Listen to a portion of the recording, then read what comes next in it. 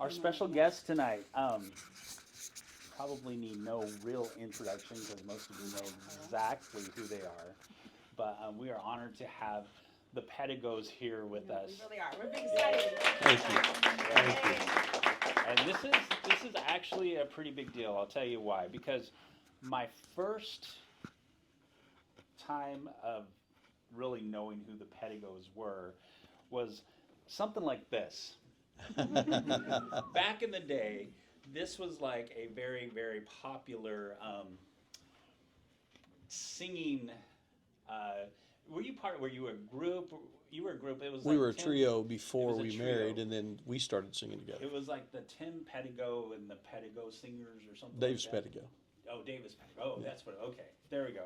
This is probably. I was looking through my CDs the other day, and I found this one in our CD collection. So he's been around for a couple years.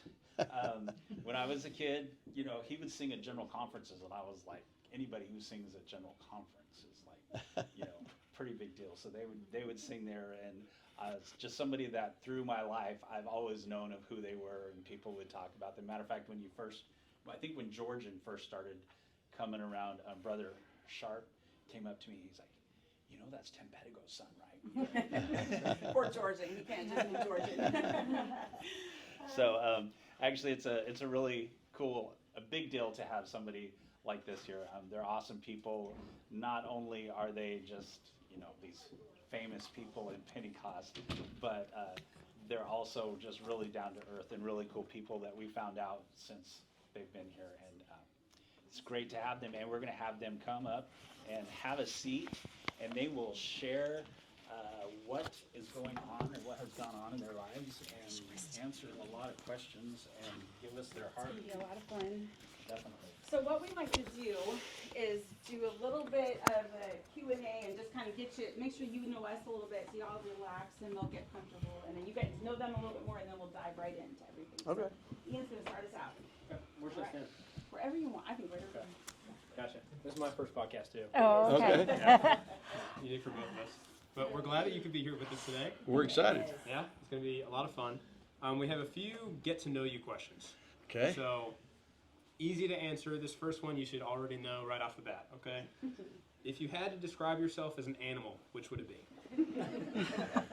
We talked about this today. Oh, that's convenient. And so, Okay, well, I think that I would have to go with like an old English sheepdog because, like, first of all, they're big. I'm not so little, and then secondly, they get the herd together, and they do. And I'm always used to getting people together and doing this and doing that, and then but I can have fun and play and have a good time, and so I would say a sheepdog would be my description of myself. So they're known as they're the worker, gentle giant the of worker dogs. giant, but they work hard. And Yeah, they're very affectionate in nature. And yeah. They're nicely bossy, like they. Yes. They're nicely bossy. I think I like Get the that. job Yeah. So anyway, Nice. That's a good answer. I'm not real sure, but I think he's an eagle, a bald eagle, and so and the reason he's not bald now, but bald eagles are. I mean, you can go. They're social and they're affectionate and they're playful, but they also are determined and tenacious and not afraid of challenges. And I think that would describe him very, very well. So.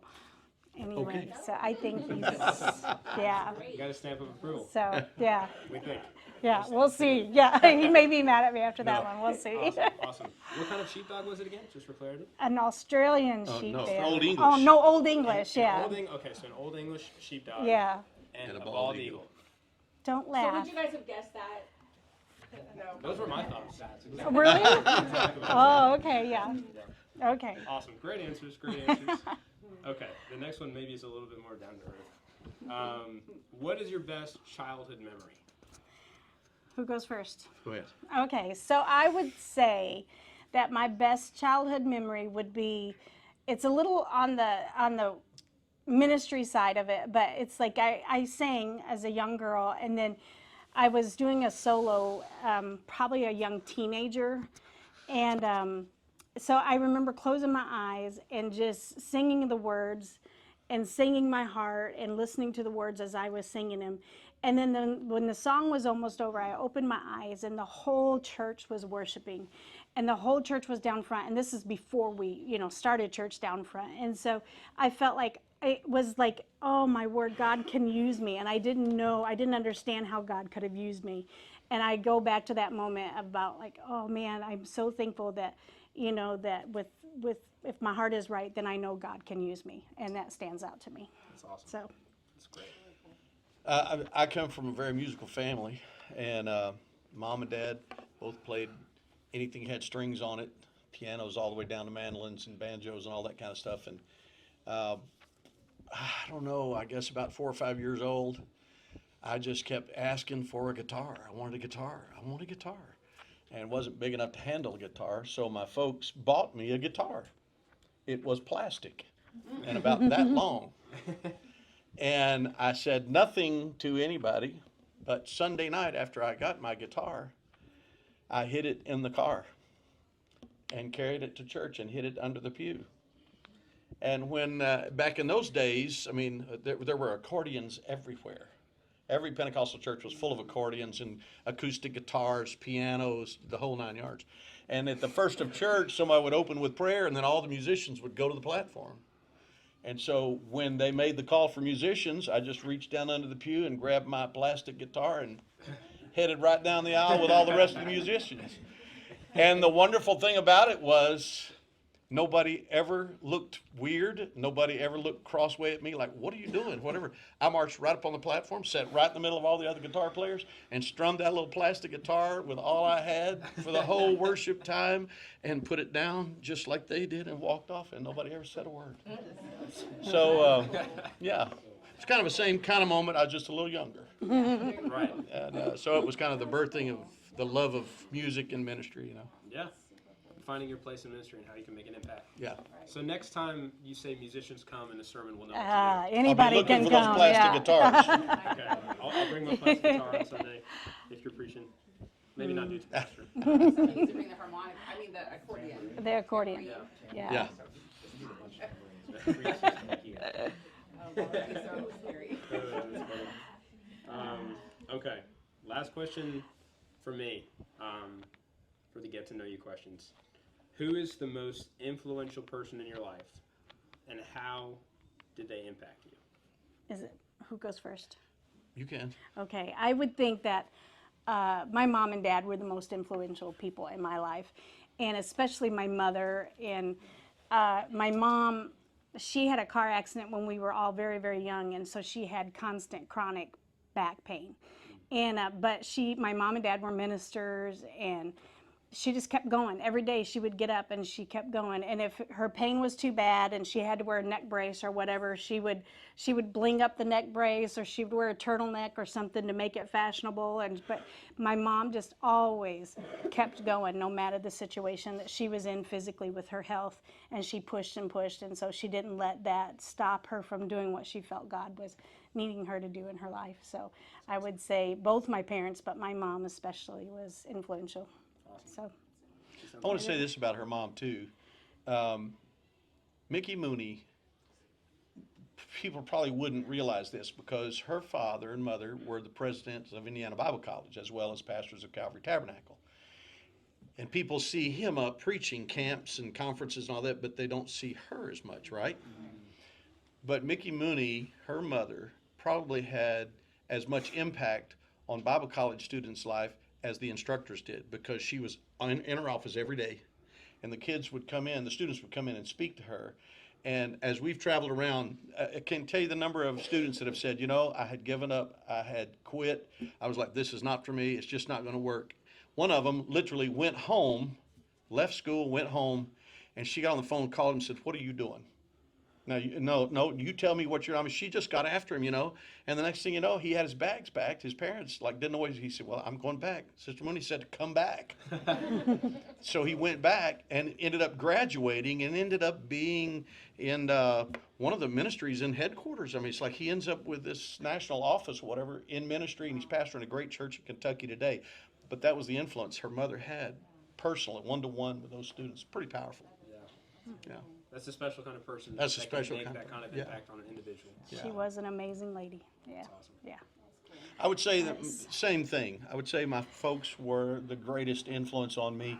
Mom and Dad never pastored, but had the clarion call at a missions conference at their church. Pastor stood up, and this is back in the days in Dallas, Texas, when we didn't have many churches. There was just a handful of churches, and a big metroplex. And he said, you know, we've got a mission field right here. They were raising money for foreign missions. And he said, what would you do if the Lord spoke to you today and said, go to Irving, which is mid-cities, and start a church? And without even looking at each other, they stood up and said, we'll go. And he's like, what? It was kind of euphemistic, but they answered the call, right? Several months later, he said, I think that's right. And they went and started the church in Irving, Texas. Not pastors, not preachers. They just went and started canvassing the area and meeting people and drawing people. And within a matter of 3 or 4 months, they had about 35 or 40 people weekly coming to prayer meetings. So they called their pastor and said, we need a pastor. But that was the way Mom and Dad were. They were constantly reaching out to people, constantly helping people. Their influence was that. My dad was not educated. They were both raised on farms. And what I did not know as a small child, he was religious. Every couple of weeks, he would gather me and my sister up. We were the youngest. And he would say, okay, let's go to the library. So we'd go to the library, and he would have a card, and he would check our books out for us. And we'd go home, and he would say, well, come up here in my lap, bud, and let's learn to read. I had no idea at that time that my dad was going to night school to learn to read. But he made me believe he was teaching me to read, and the truth was we were learning together. And he, as an adult, learned to read, learned to do math equations. He was a whiz-bang with mechanics, and he ended up, when he retired, he had served Lean Timco Vault for almost 32 years, and he was the head quality control inspector on the Air Force F-16s. He was the last one to check those before they left the line. And the Harriers that the Marines used, those jets, he was quality control inspector. And my mom came from a farm. She was the first one to leave the farm and get her college education, became an elementary school teacher. And several things happened. It's a wonderful story. I always say one of these days I'm going to write it down. It would make a great miniseries, the things she went through. It was horrific in a lot of ways, but it was very person building in another way. And she's just a phenomenal lady. And she ended up leaving education and going to Texas Instruments. And it's kind of a cool thing. I had no idea what I was playing with when I was a child. They were round and they looked like CDs. But I was rolling them around on the floor and breaking them apart. They would break apart in these little bitty things. And then I learned later on that what I was playing with were the computer chips that she was making that went into the Apollo spaceships for Texas Instruments. Oh, I wish I had one of those today. That'd be worth some money. But anyway, so they were very powerful influences, you know, just in their get up every day and solid, just go to work, get it done, you know. Yeah. And it sounds like they're very intentional about the things that they're doing. Absolutely. And not afraid to embark on their own path. Not afraid, yeah. Yeah, that takes a lot of faith. That's a good word for all of us. That's true. Good inspiration for all of us, especially not being pastors Yeah. or preachers and still accepting the call. Right. And saying there's a need here, I'm going to go fill it or at least start it. And pastors need people like that. Sure. So that's a good word for all of us. I appreciate that. They were great right-hand people. Yeah, it's awesome. Awesome. Great answers. Oh, Appreciate Thank you. it. Thank you. I hope you feel warmed up now. Okay, yeah. Ready to go. I know, thank you, Eden, so much. So I won't be up here very long, but mostly one of the things that we really enjoy with all of our speakers that have come is just finding out a little bit more, whatever you're comfortable sharing, just about your Hyphen story, things that you went through and experienced, and just how God, you know, you looking back especially, how God directed your steps even when things felt a little bit, you know, up in the air as it does at that age, but between 18, 30, that kind of time frame, and just maybe just give us your testimony of what you guys, kind of how you met, different things like that, whatever. Ooh, our how we met is very, very long, but I remember. That's a mini-series. Yeah, that is it. We'd be here for a long time. But anyway, I feel like I remember like being very discouraged because all my friends were getting married and everybody around me just seemed to be getting married and married and married. And I was so like, I'd had boyfriends, but never like anything serious. And so I just was frustrated or disappointed, I think, and just, felt like my life was never going to get off the ground. And I remember distinctly going into the prayer room one evening, and I'm just saying, I just gave it to God, and I said, I asked God to forgive me for putting so much focus on that into my life, on who I was going to get married, and when I was going to get married, and when I was going to find the right one. And I just said, I will do whatever God needs me to do, whether I'm married or not married. I will do whatever it is you want me to do. And I stopped focusing, and I asked God to forgive me for putting so much focus on that in my life. And I remember feeling this release when I prayed that prayer. And it wasn't too long after that Tim and I met. And of course, when we met, we got married within 6 months. So it didn't take long after that. You knew what you didn't yeah, we want, knew, so then you really knew what we wanted. Yeah. So that's kind of my hyphen story, is like, just don't get caught up in that. Like, my life can't stop. There's so many things you can do for God that doesn't involve, having a spouse to do it with. And so there's still room in ministry for people that are single. So that's my hyphen story. Yeah, there you go. I want to say this about her as well. She may not say this, but I'll say it. In that time, she went to Bible college for a year and then went back home. And her dad had taken the church at Calvary Tabernacle. And so they didn't have a college at the time, but the very first thing that happened as soon as he took that church was the charter for Indiana Bible College was actually in Seymour, Indiana, about 60 miles away. It was about to go under. And so they asked Brother Mooney, would he take it on? And he was like, I don't know. And we never thought about running a college. So he went to the church. The church said, well, we already have a school. Why not add the college? And so they had no building. They had no real staff yet. They had nothing, just okay. That's what they had, okay. Well, this lady right here became Indiana Bible College. She was the very first employee. She ran the distance learning program. She ran the student finances. She ran the entire operation until such time as they could get employees there to actually make the thing go. And so that's, I think, what she's saying was like, don't wait around. Right. Get busy. Get busy. There's a lot to do in the kingdom. And you may think, well, that's not, it doesn't matter what it is or what it isn't. Just get busy in the kingdom, and God starts opening more doors. I often say, or that's not just me, but God's always looking for somebody who's already busy, because the person that's busy will get that done too, right? Just keep yourself involved in ministry, whatever it is, and then you just never know where that'll take you. I know one of the quotes I say a lot, I'm sure I said it in here several times, but just when we're faithful in a few things, he makes us rule over much. That goes with money and all the things, but definitely goes with even in these seasons of life. Like, okay, I would like that, but I also like this. I'm gonna make this amazing. The Bible says despise not our small beginnings, and and it's not small. Being a single is not small, but I'm saying when we have bigger dreams and we're not getting to those bigger dreams yet, let's enjoy where we're at and then just see what happens. And honestly, sometimes when you get married, then it's easy to get distracted for a while and not be as effective in the kingdom of God. Exactly. So there's pros and cons for all of our stages, seasons. Yeah, Right. absolutely. That's good. Yeah. What about how God just directed? I know you both were already pretty involved in music and ministry, not just music, but music ministry. And you kind of told us bits and pieces, but would you say there is, I don't really have a specific question lined out, but just like any pivotal moment maybe after you were married or leading together when you guys met, but that just kind of directed you to that next stage of life? And I feel like talking with the two of you, which I wanted you here because I haven't talked to you enough, but that you guys have really actually had a good variety of experiences in a way, if I remember correctly. If God has really used, moved you here and there, but you learned so much and made a difference in different ways, I guess. That's But so true. is there anything? Well, that's a crazy? I think if I were going to go down that path, Mm-hmm. I would say the path is always crooked. If it's straight, then I always wonder what's really here. There's not much here, because God always is going to challenge you. At every stage of life, He's going to challenge you. And I would say, for me, I wanted to do too many things. I was just scattered all over the place. I wanted to be an architect. I wanted to be a builder. I wanted to be a music teacher. I wanted to be an athlete for a while. I know you can't tell that by looking at me now, but I wanted to be an athlete, and there's just a lot of stuff I wanted to do. And so I chose music education. And the reason for that was my high school choir director had a great impact on my life as well. He was a very wise man, very respected. He respected the students, and I thought, man, this is a great time that I can work in the lives of young people and be influential if I was in high school. So that was where I was headed. Didn't work out. Halfway, 2/3 of the way through the program, it was really heading in the wrong direction. And I knew it was heading in the wrong direction. And the staff at the college was kind of pushing me in the wrong direction.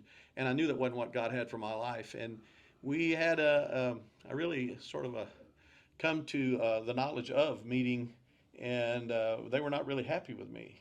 And I said, well, God, what am I going to do? I said, I'm just going to back up for a year and breathe. And I chose that year to go to Bible college just to meet other young people and just take a breath before I finished up. And in that year is where I met Jaron and Becky Davis. And they were already songwriters. And the Lord just worked it out. We were learning songs for a service, and we sang them, and a pastor heard it and invited it to his church. And another pastor was there, and he heard it, and it dominoed, boom, boom, boom, boom, boom. And a year later, we in the studio making records.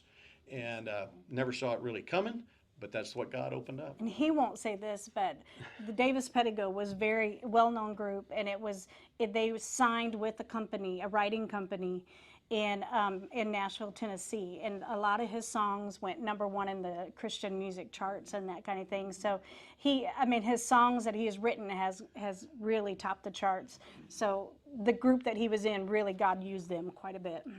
We were very fortunate, very blessed. God opened the doors that, to this day, I don't know how it all happened. It was just the hand of God, because we didn't know a thing. We were green. We didn't know how the industry worked. We didn't know anything.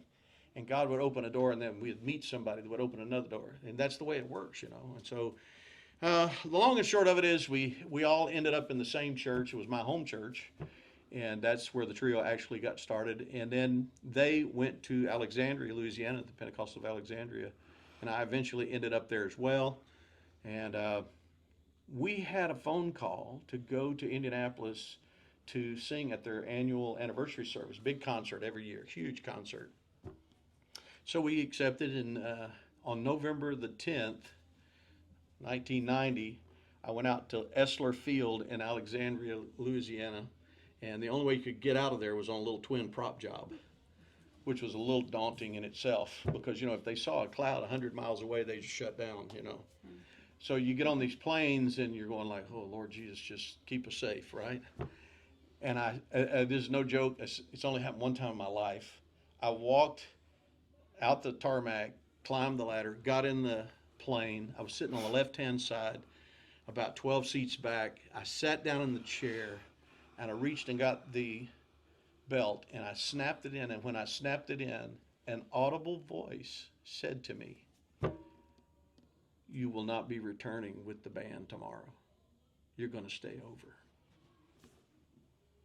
I was like, what? Okay. I didn't say a word to anybody. And so we flew up, we did the concert, it was all great, went out to eat afterwards. They took us, toured the college, we got to see all IBC and the whole 9 yards, and it's great. Well, a mutual friend of ours was the music director, and we got back in the van, and he said, man, I'm so bummed that you guys have to fly back. There was some dignitary who was going to be at the church that night, and the pastor wanted us all to come back, so the band was supposed to fly back. And for whatever reason, I'm sitting in the back of the van, and I said, well, I'm not going back. And they were all like, what do you mean you're not going back? Brother Anthony said we had to be back. I said, I'm not going back. I mean, you know, in my mind, I'm thinking, an audible voice says you're not going back. I'm not going back. Maybe my fault the plane goes down. Yeah. And so stayed over, and the next morning went to church. After church was over, I was hanging out talking to everybody, saw a lot of friends, and the place started thinning out, and I was like, well, I better at least find a ride or whatever, because I don't even have a car. And so I walked up the aisle toward the office, and as I cleared the doors into the foyer, the only person left in the building was standing at the office door. And I looked at her and smiled, and I walked over and I said, well, it appears we're the only ones left. What are you doing for lunch? And she said, have no plans. So we went to Rick's Cafe downtown Indianapolis and sat there until 4:30 when it was time for choir. And I stayed a couple of more days and flew home. And when I went through Dallas on the way home, I called my mom and I said, this is it. I know it. I know this is it. And she just was giggling on the other end of the line, because I'd asked her a million times, but how will I know, Mom? How will I know? She would always say, you'll know, and a team of wild horses couldn't drag you around and change your mind. You'll know. But how? You'll know. And I knew. Huh. And that was it. That was November the 13th, I believe.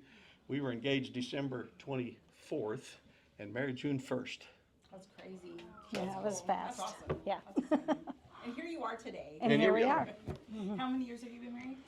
33 years. 33. Really cool. Yeah. That's pretty neat. That's awesome. And by the way, I'll just throw this out for nothing. Okay. I was 33. Ah. Yeah. I was Yeah. not. She was not. She is Yeah, 10 just years so you younger know. than me. Yeah. Yeah. I was 33. But we were on the road, and in my mind, I was like, I've seen a lot of tragedies happen with people on the road with bands and all that business when they got families. I'm not doing that. And the Lord kind of agreed with that. And so it was all in the plan. But she had to surrender, and then God let you guys figure this out. Yeah. So it was all up to you. It was all up to me. Well, listen, we would actually love to have more things, but I know you have something to share with us. So if you guys just want to take it away and whatever's on your heart. What time do we need to be done? Let's say about, what time is it? Maybe 15, 20 minutes. Can we do that? Sure. Okay. Let's do that. Yeah, so about 10 then. I want to, we were talking about this today, and when we trace the pathway of our life, you know, I mentioned before, we've tried several things. We've done a lot of different things. You just, when you're around the work of God, the kingdom of God, you do whatever. We had a phrase we would use, and especially with the Bible college students, and that is, what's next? That was the phrase. Well, we just finished Christmas concert. What's next? That's how you know what's next, is what's next. And whoever's in charge of it, and whatever team is doing that, you just jump on board, and that's what we do. And if the youth pastor had an event, which the Holiday Youth Convention, then we all jumped at what's next. Okay, it's Brent Brosom and it's the youth, so we jumped in and helped them. Whatever's next. Yeah, I think sometimes we get so tunnel visioned about, well, that's not in my purview. That's not in my, what is next? It's called serving. You know, and I may not be in charge. It may not be my area, but if it needs to be done, you jump in and what's next? That's what we do. And so when you do that, then I think that opens up opportunities for a lot of ministry. You know, a lot of things that, you know, otherwise you wouldn't see. And I think a lot of it has to do with it's just like my wife was saying, that she had to let it go and just say, you know what, God, it's in your hands. Put it in your hands. When you do that, there's a word that I always capitalize. It's called favor. When you let it all go, put it all in the hands of the Lord, I believe the favor of God then settles in on you. Now, I've heard a lot of people talk about, oh, I did this and had a big sale. Oh, I did this and I made a lot of money. Oh, I did this. And, you know, it's about success, right? We have found, I think you would agree with me, we have found in our life and in our ministry, that is not the most powerful thing to us. The most powerful thing to us is knowing that the hand of God and his favor has covered us. Now, here's what that means. That means we've hit hard times, and I can't tell you how we paid all the bills. I can't tell you how we made ends meet. I can't tell you how we got from point A to B, but we got there. And we look back 6 months later and know it was only the hand of God. It was the favor of God that pulled us through that, you know. And so that's kind of where we wanted to go with this. I think of Joseph. And so I want to just share a few scriptures. I won't read the whole thing, but to highlight this whole idea of favor. If you look at the life of Joseph, there's just so much there. I used to, once a year at least, would read the whole story of Joseph in Genesis, because there are just so many life lessons in that one person and what God did through him, to him, allowed to be done to him, but then through him, right? And I think it mirrors all of our lives. If you go back to Genesis 37 and 28, it's talking about Joseph when he went to his brothers and took them food, and they got a little jealous of him, and they threw him in the pit, didn't want to deal with the little brother, you know, and decided to sell him off. Verse 28 says, then there passed by the Midianites, merchantmen, and they drew and lifted up Joseph out of the pit and sold Joseph to the Ishmaelites for 20 pieces of silver, and they brought Joseph to Egypt. Wow, that's got to feel great, huh? Your other siblings sell you off as a slave. Wow, strike one. He gets there. In chapter 39, we see that Joseph was brought to Egypt, and Potiphar, who was the captain of the guard of the Egyptians, he went to the market and he bought him. Secondary slave. He's been bought twice now. He goes to the house of Potiphar, but it's interesting Because verse 2 says, and the Lord was with Joseph, and he was a prosperous man. Wait, hold up. He's been sold twice. But the Bible says he was a prosperous man. Why was he a prosperous man? Because he was covered by the favor of God. He didn't understand what was going on, but he had favor. He was in the house of the master of the Egyptians, and he saw him and knew immediately something different about this young man. I know he's my slave, but everything he touches prospers. There's something going on here. What was it? Favor. The favor of God. And so as he kept going, he decided to put him in charge of the whole house because everything he did prospered. His house prospered. Now we know the rest of the story. Potiphar's wife pulled a fast one on him. He was innocent, but he was accused, and Potiphar believed his wife. Potiphar took him and threw him in prison. Chapter 39 says, and Joseph's master took him and put him in the prison, a place where the king's prisoners were bound, and he was there in the prison. But verse 21, but the Lord was with Joseph. Wait, sold twice, made the head of the house. Wait, somebody told a lie on him. Now he's thrown in prison. But in prison, the Lord was with Joseph. Favor, favor. So the keeper of the prison sees Joseph and sees his influence on all the prisoners. Joseph could have been bitter. He could have been ranting. He could have been rancid. He could have been spewing off of the mountain. My brother sold me into slavery. Oh, the bad stuff that's happened in my life. I get here. I'm innocent. I didn't do a thing. Potiphar, are you kidding me? This guy's wretched. But Joseph just kept his heart right and didn't allow bitterness or anything to get in his spirit. And he got in the jail and started affecting all the prisoners. And so the keeper of the jail sees the specialness that is upon him. And the keeper, verse 22, of the prison committed to Joseph's hand all the rest of the prisoners. I don't know, whatever you do, it seems to work. I'm going to turn them all over to you. Even in prison, the favor of God was upon Joseph. And he would move and work with those prisoners. It's a powerful thing. The keeper of the prison looked not to anything that was under his hand. He didn't even check on him because the Lord was with him. Joseph was a slave to Potiphar for 1 year. Now, this is a staggering thing. We were talking about this today. Because in my mind, I think of the butcher and the baker, you know. They have the dreams, and they're going to interpret the dreams. And one of them is taken up to interpret the dream, can't really do it. Then it says, and he stayed another 2 years. Somehow that 2 years locked in my mind. Joseph was in prison for 2 years. It's not true. Today, I asked Google the question, just ask Google. How long was Joseph in prison? He was sold to Potiphar and served 1 year as a slave before going to prison. And he was in prison 12 years. 12 years. Not a couple of months, not 6 months, not even a year. 12 years he was faithful and steadfast. And the Bible says God had a covering of favor over him. Nothing bad happened to him while he was in the prison. Could have been murdered.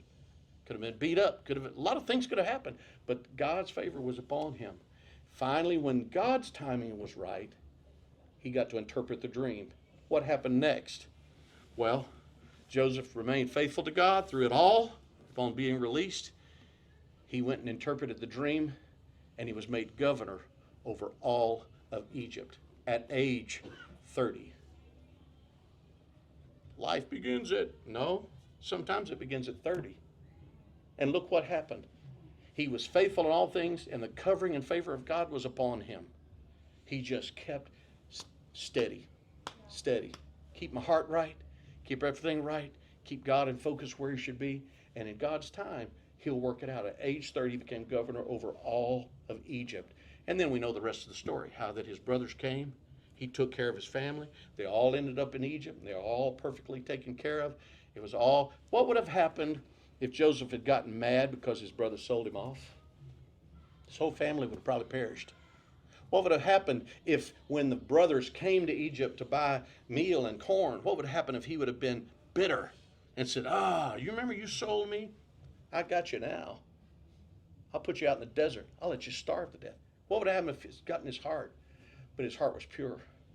And he just kept trusting in the favor of God. And God, 13 years later, made him ruler over all of Egypt. It's a powerful thing.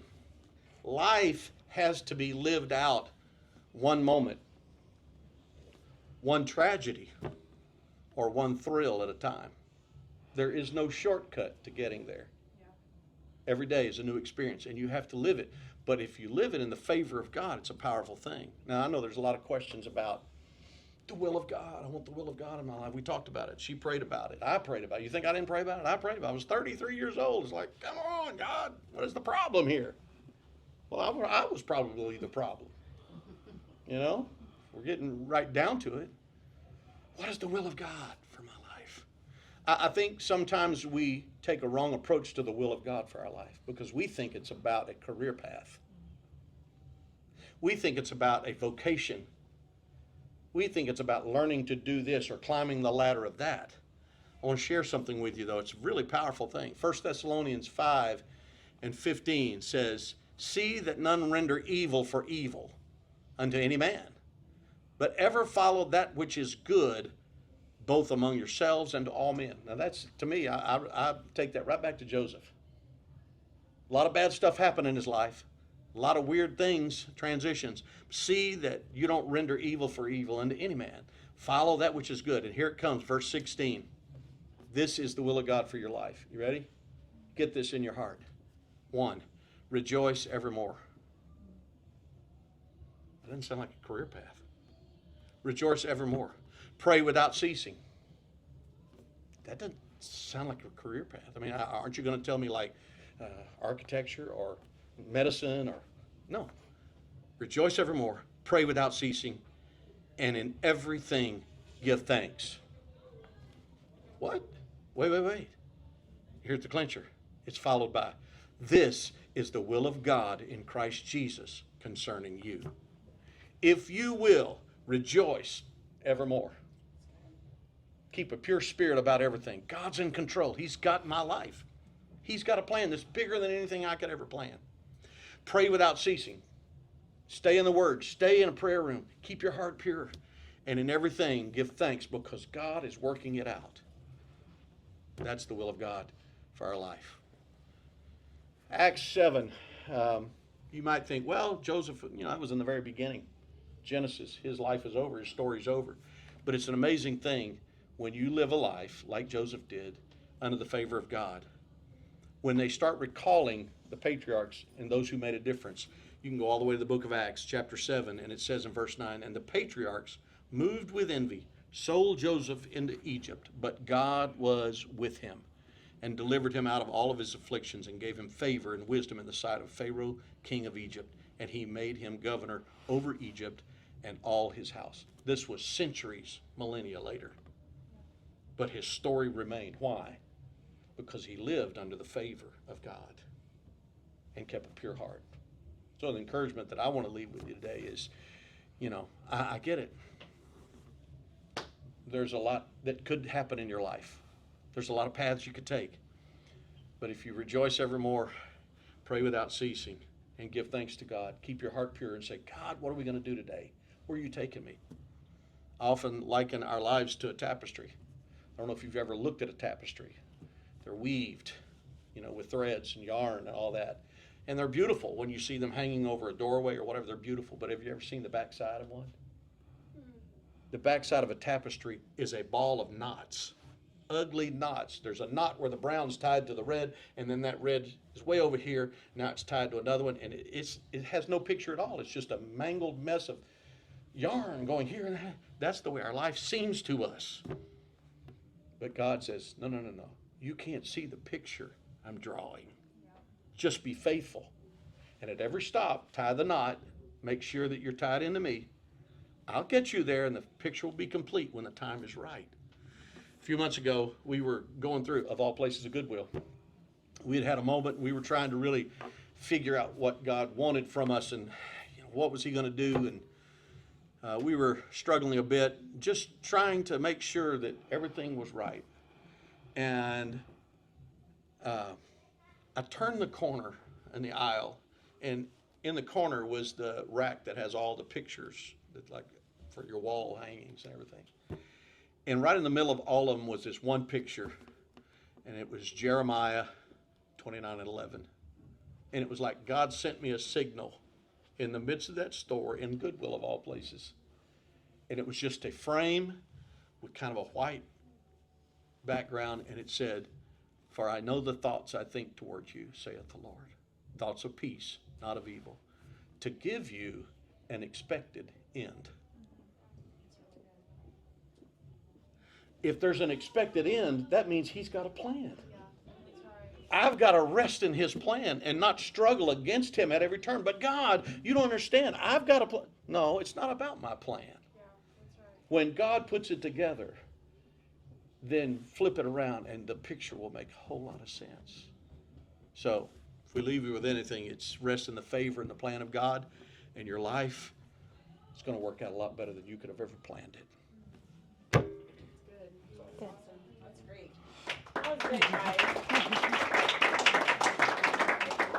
Did you take notes?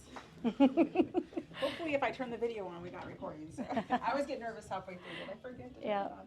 But I've read the verses are very familiar, but sometimes in the context, again, that's what preaching is so amazing and lessons and learning. But in context, just like that's just a little checklist. Just if you want to know what to do, if you want to know the will of God is, okay, well, number one, just pray without ceasing, ceasing too, I guess. And then, or rejoice evermore, I guess. And then pray without ceasing. And then, and everything, just be thankful. Your back hurts, okay, well, be thankful. The Lord knows, you did. You got ghosted, oh, be thankful, whatever.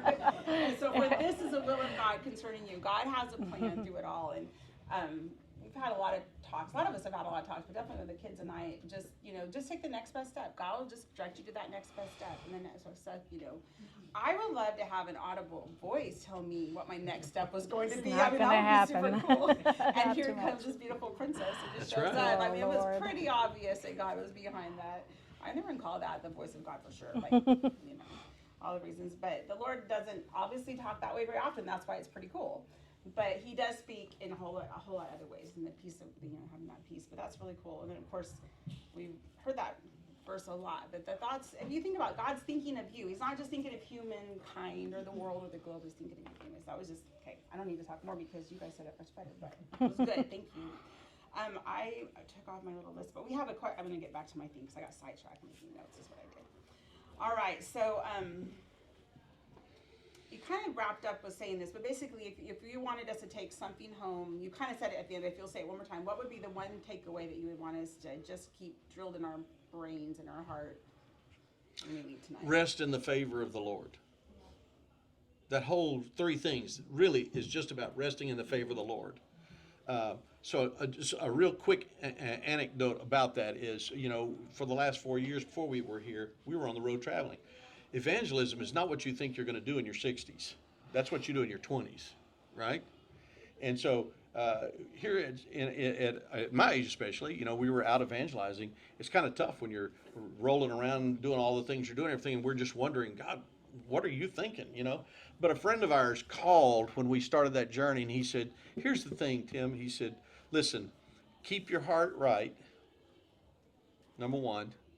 Don't let any doubt or bitterness get in your heart. Keep your heart right.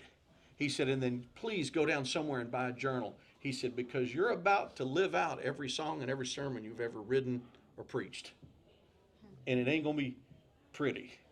He said, but I promise you, you're going to see the miraculous hand of God in your life like you've never known it. And for 4 years, would you not say, we've got a plethora. I'm telling you what, you just can't know the number of times God miraculously stepped in and caused something to happen out of nowhere. Never saw it coming. And it was a faith builder for us to see. We've lived for the Lord most of our lives, been in ministry for most of our lives and everything. And you preach this, you teach this and everything.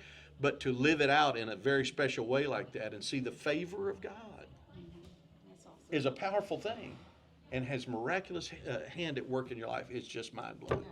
So favor. Yeah, that's in the thing Stop of God. worrying about life so much. Favor. Yeah, that's good. That's very good. That's so deep.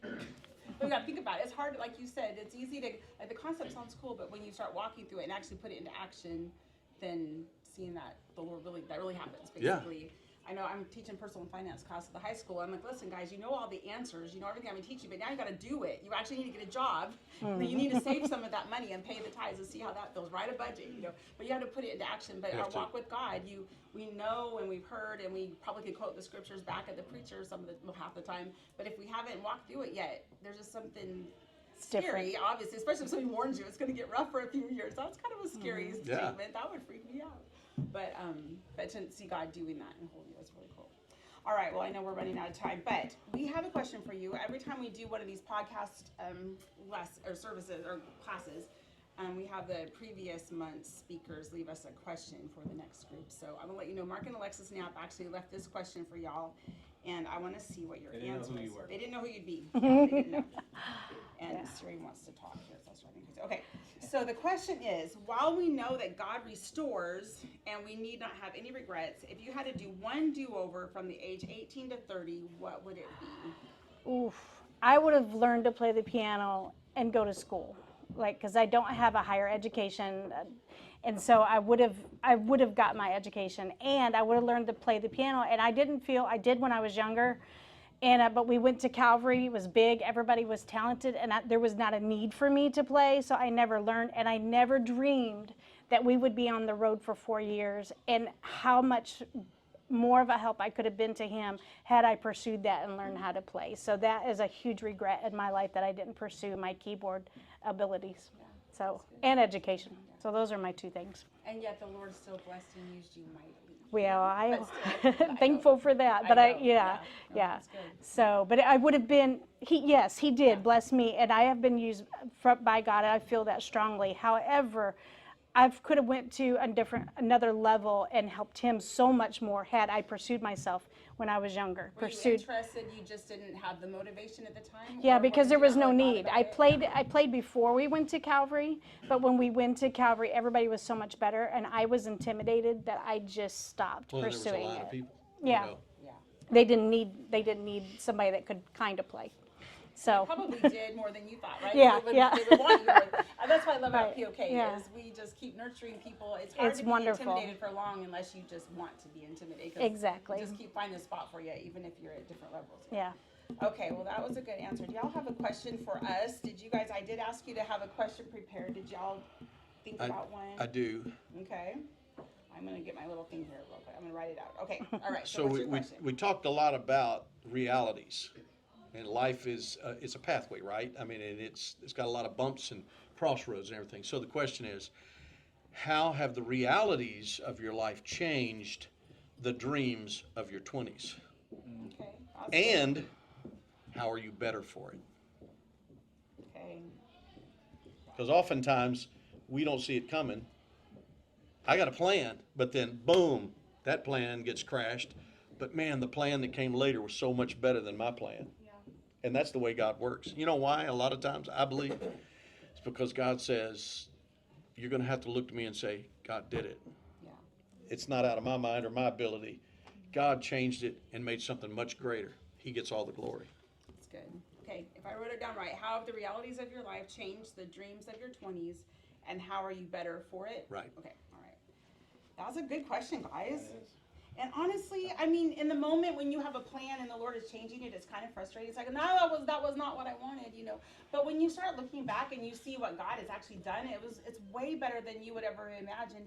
And it's like specialized. It's a specialized program just for you, like a custom-made life that God wants to give us, because He does have a plan for our life if we let Him do it.